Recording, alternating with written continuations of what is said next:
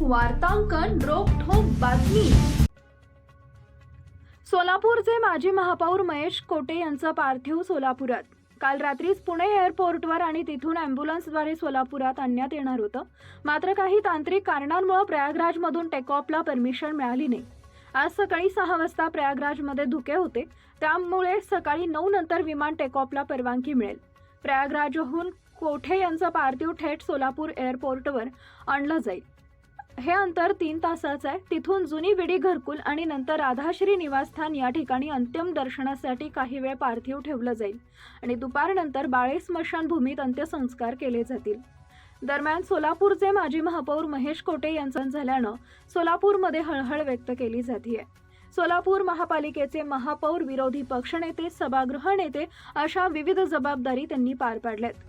तर काँग्रेस, शिवसेना, राष्ट्रवादी, शरद पवार गट अशा विविध पक्षात महेश कोटे यांचा प्रवास राहिलाय। महाराष्ट्रातील महत्त्वाच्या आणि ताज्या बातम्या पाहण्यासाठी आमच्या जय हो न्यूज चॅनलला सबस्क्राइब करा आणि बेल आयकॉन प्रेस करा।